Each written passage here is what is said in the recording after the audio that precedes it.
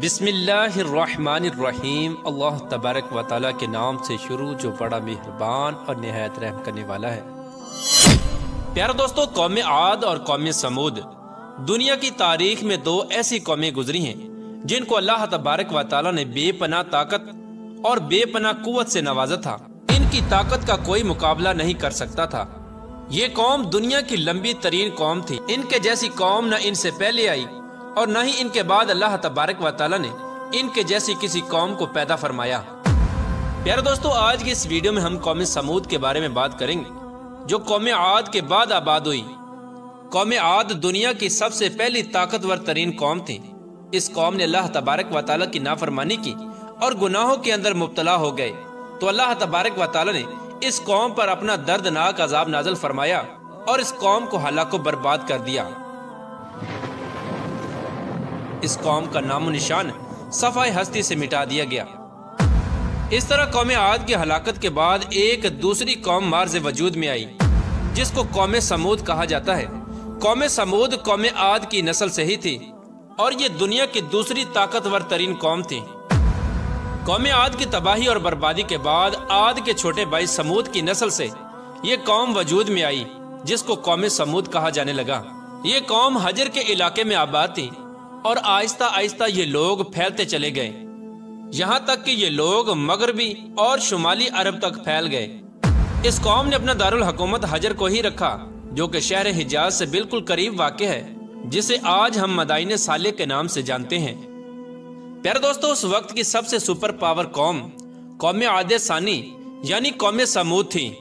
اللہ تبارک و تعالیٰ کا ان پر یہ خاص کرم تھا کہ یہ قوم انتہائی طاقتور تھی اور اللہ تبارک و تعالیٰ نے ان کو بے شمار نعمتوں سے بھی نوازا تھا۔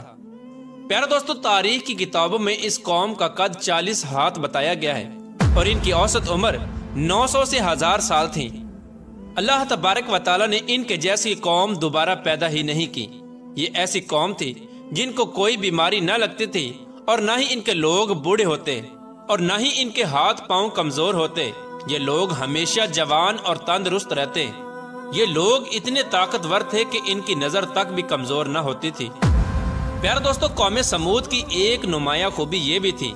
کہ اگر قوم سمود کا کوئی مرد اپنی عورت کے ساتھ ایک مرتبہ ہم بستری کر لیتا تو وہ عورت ایک ہی بار میں حاملہ ہو جاتی۔ یہی وہ خوبی تھی جس کی وجہ سے یہ قوم عاد کی تباہی کے بعد قوم سمود کے نام سے ابھری اور جلد ہی دنیا کے اندر اپنا اثر و رسوخ پیدا کر لیا۔ ایسی شاندار قوم جس قوم کو اللہ تبارک و تعالیٰ نے بے پناہ طاقت اور بے شمار نعمتوں سے نوازا تھا، لیکن اس کے باوجود بھی اس قوم نے کون سا ایسا گناہ کیا جس کی وجہ سے اللہ تبارک و تعالیٰ نے اس قوم پر اپنا دردناک عذاب نازل فرمایا اور اس قوم کو صفحہ ہستی سے مٹا دیا اور اس قوم کو رہتی دنیا کے لیے عبرت کا نشان بنا دیا۔ پیارے دوستو، اس قوم کے گھروں کو آج بھی اللہ تبارک و تعالیٰ نے نشان عبرت کے طور پر باقی رکھا ہے۔ یہ قوم بڑے بڑے پہاڑوں میں رہنے کی شوقین تھی۔ یہ لوگ بڑے بڑے پہاڑوں کو تراش کر اس کے اندر اپنے خوبصورت محلات بنایا کرتے تھے اور اسی کے اندر زندگی بسر کیا کرتے تھے۔ اللہ تبارک و تعالیٰ نے قوم سمود کو بہت کچھ عطا فرمایا تھا۔ سرسبز باغات، میٹھے پانی کی نہریں اور پتھریلی زمین پر ہر قسم کے پھل۔ اس قوم کے عالی شان محلات اتنے خوبصورت تھے کہ صرف دور دراز سے لوگ ان کے عالی شان محلات کو دیکھنے کے لیے آیا کرتے تھے۔ پیارے دوستو، قوم سمود اپنے عالی شان محلات اور سرسبز و شاداب باغات اور خوبصورت مرغزاروں اور نعمتوں کی فراوانی کی وجہ سے یہ قوم غرور اور تکبر میں آ گئی اور سرکشی کے نشے میں دھت ہو کر اللہ تبارک و تعالیٰ کی نافرمانیاں کرنے لگے اور اللہ تبارک و تعالیٰ کی وحدانیت کو چھوڑ کر اپنے ہاتھوں سے تراشے ہوئے بتوں کی پوجا کرنے لگے اور یہ بات بھی بھلا بیٹھے کہ کچھ عرصہ پہلے اللہ تبارک و تعالیٰ نے انہی کی قوم پر انہی گناہوں کی وجہ سے اپنا دردناک عذاب نازل فرمایا تھا اور اس قوم کو صفحہ ہستی سے مٹا دیا تھا۔ پیارے دوستو، اس دنیا کی طاقتور اور بدبخت قوم کی طرف اللہ تبارک و تعالیٰ نے اپنے پیارے نبی حضرت صالح علیہ السلام کو مبعوث فرمایا تھا۔ چنانچہ حضرت صالح علیہ السلام نے اللہ تبارک و تعالیٰ کے حکم کے مطابق اس قوم کو بت پرستی سے منع کیا اور اللہ تبارک و تعالیٰ کی وحدانیت کی طرف بلایا اور ایک سچے خدا کی عبادت کرنے کا حکم دیا۔ لیکن قوم کے سرداروں نے حضرت صالح علیہ السلام کو جھوٹا ثابت کرنے کے لیے ان سے معجزہ طلب کر لیا۔ اس قوم کے سردار حضرت صالح علیہ السلام سے کہنے لگے کہ آج تک جو بھی نبی آیا وہ اپنے ساتھ کوئی نہ کوئی معجزہ لے کر آیا، اگر تم اللہ تبارک و تعالیٰ کے سچے نبی ہو تو ہم کو معجزہ دکھاؤ۔ چنانچہ حضرت صالح علیہ السلام نے اس قوم کے سرداروں سے پوچھا کہ آپ لوگ کون سا معجزہ چاہتے ہو؟ تو اس وقت اس قوم کے سردار کہنے لگے، یہ جو سامنے چٹان ہے اس میں سے ایک ایسی اونٹنی نکل کر آئے جو گابن ہو اور آتے ہی بچے کو جنم دے دے، اور وہ ہم سب کے لیے دودھ دے، اور وہ دنیا کی خوبصورت ترین اونٹنی ہو، اور اس کے ساتھ ساتھ وہ اونٹنی ایسی ہو جس کا کوئی ماں باپ نہ ہو۔ چنانچہ حضرت صالح علیہ السلام نے ان سرداروں کی یہ بات سن کر اللہ تبارک و تعالیٰ کی بارگاہ میں یہ دعا کی، تو ان کے دیکھتے ہی دیکھتے سامنے پہاڑ میں سے ایک خوبصورت حاملہ اونٹنی نکل کر آئی، اور آتے ہی اس اونٹنی نے ایک حسین و جمیل بچے کو جنم دیا۔ اس وقت اس اونٹنی کے تھن دودھ سے بھرے ہوئے تھے، اور اس اونٹنی نے اتنا دودھ دیا کہ سب لوگوں نے پیٹ بھر کر دودھ پی لیا۔ اس کے باوجود بھی دودھ وافر مقدار میں موجود تھا۔ چنانچہ حضرت صالح علیہ السلام کا یہ عظیم الشان معجزہ دیکھ کر وہ تمام قوم اور اس کے سردار لاجواب ہو گئے، اور اس بدبخت قوم کے سردار حضرت صالح علیہ السلام سے کہنے لگے کہ اے صالح علیہ السلام، یہ تو سراسر جادو ہے۔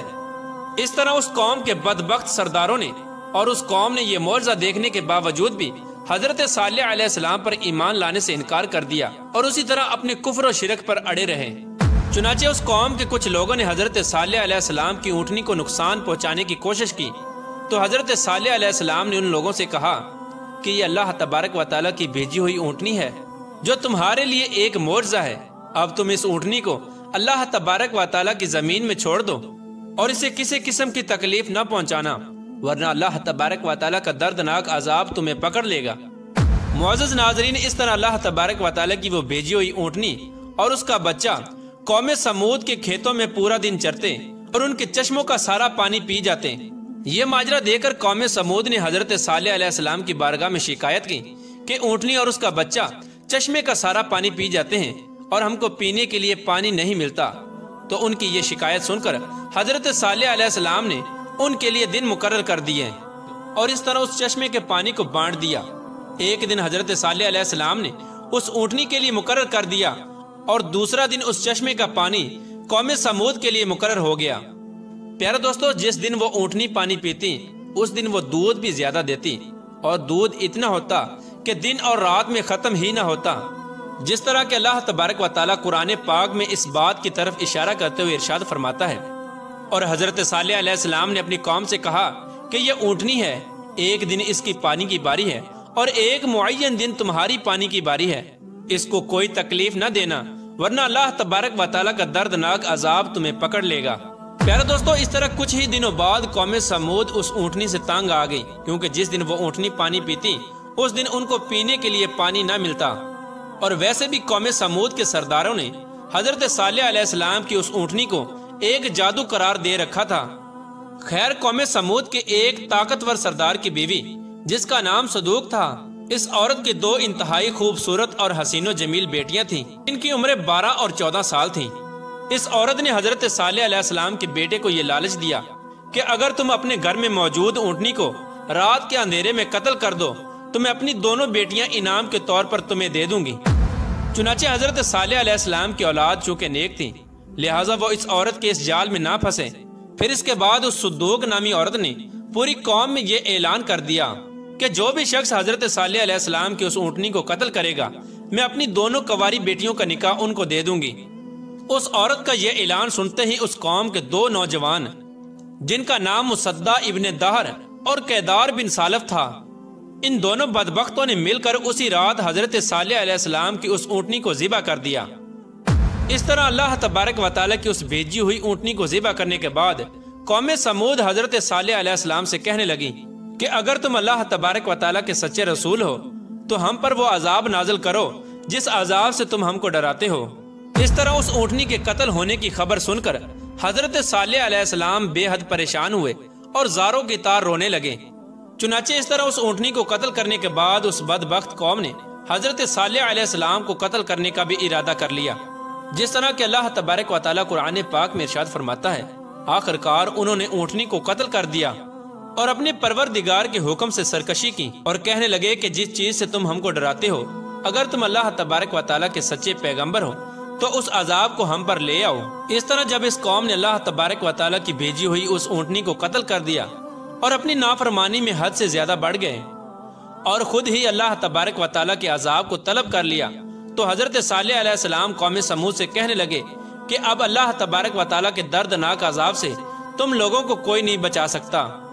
چنانچہ حضرت صالح علیہ السلام کی یہ بات سن کر اس قوم کے 9 بدبخت لوگوں نے یہ ارادہ کیا کہ اب حضرت صالح علیہ السلام کو یقیناً قتل کر دیا جائے۔ چنانچہ یہ 9 افراد ایک پہاڑ کے پیچھے چھپ کر حضرت صالح علیہ السلام کا انتظار کرنے لگے کہ کب حضرت صالح علیہ السلام یہاں سے گزریں اور معاذ اللہ ہم ان کو قتل کر دیں۔ لیکن اللہ تبارک و تعالیٰ کی حکمت ایسی ہوئی کہ اللہ تبارک و تعالیٰ نے اسی رات ان 9 افراد پر پتھروں کی بارش برسا دی، جس کی وجہ سے وہ 9 کے 9 افراد ہلاک ہو گئے۔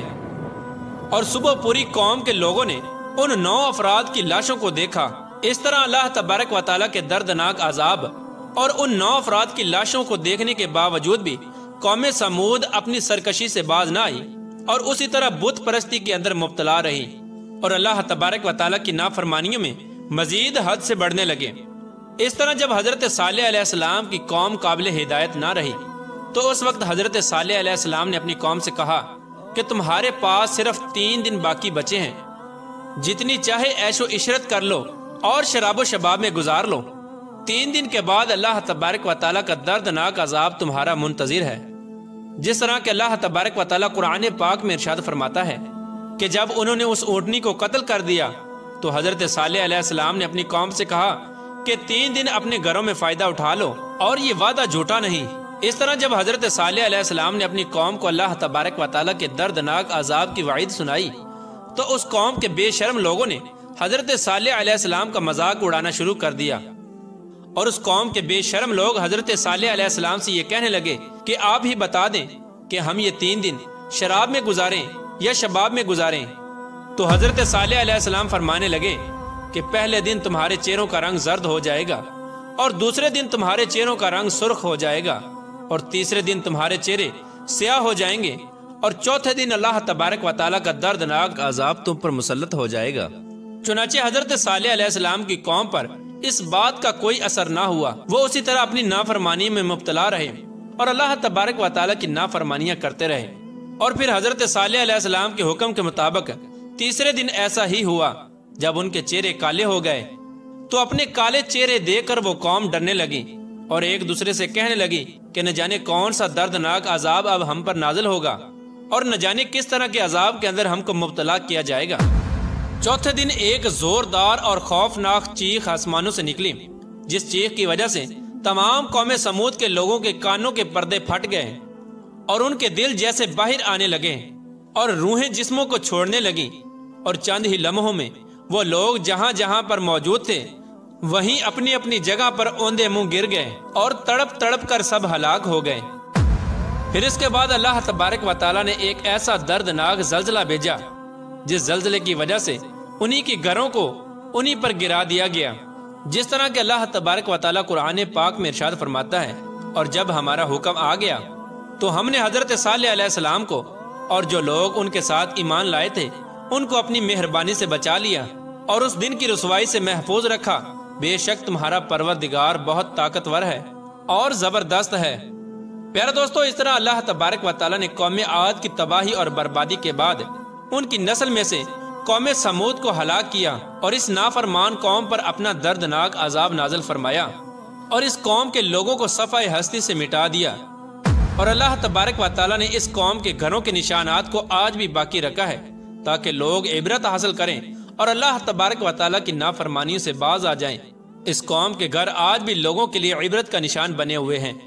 اللہ تبارک و تعالیٰ سے دعا ہے کہ اللہ تبارک و تعالیٰ اپنے حضور عاجزی اور انکساری کے ساتھ زندگی گزارنے کی توفیق عطا فرمائے اور ان تمام گناہوں سے ہمیں بچائے جن گناہوں کے اندر مبتلا ہو کر پہلی قومیں ہلاک ہوئیں۔